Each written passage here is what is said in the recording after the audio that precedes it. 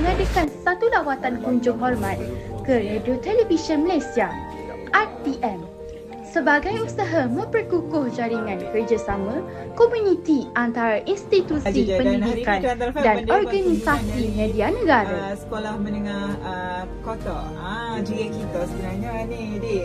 Dan kebetulan juga kita punya peralatan ni bawa laptop kita bagi je kita punya kuanti. Wow ni, kata mampu kita buat kita molek, semoga selamat sampai ke destinasi anda. Tapi salah jauh ataupun dekat, kita doakan semuanya berada dalam keadaan yang baik-baik.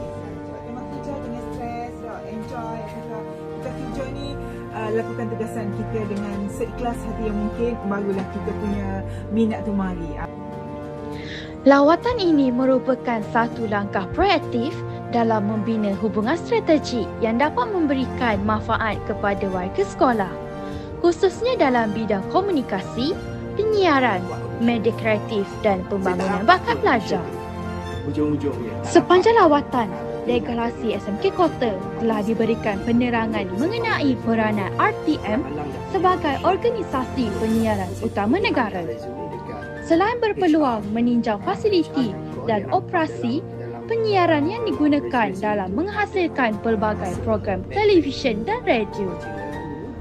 Melalui sesi perkongsian yang berlangsung, kedua-dua pihak turut bertukar pandangan mengenai potensi kerjasama pada masa hadapan, termasuk program pembangunan pelajar, latihan media serta penghasilan kandungan kreatif yang dapat memperkasakan kemahiran komunikasi dan literasi media dalam kalangan murid.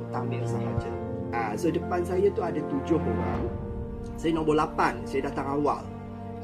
Lawatan ini bukan sahaja membuka ruang kepada pembentukan jaringan profesional yang lebih kukuh, malah memberi inspirasi kepada warga sekolah untuk terus meneroka bidang media dan penyiaran sebagai platform pembelajaran abad ke-21. Saya kata Mandarin saya boleh, tapi saya tak confident sangat untuk communicate dalam bahasa Mandarin, tapi saya confident dengan bahasa Melayu. Kata, kau ni buang masa aku ya.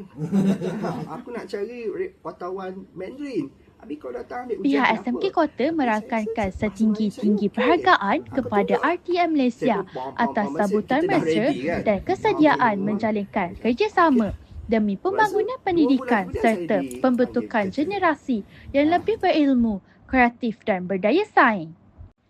Saya Intan Nordamia dari TVPSS SMK Kota melaporkan untuk EduVibe Channel. Sekian, terima kasih.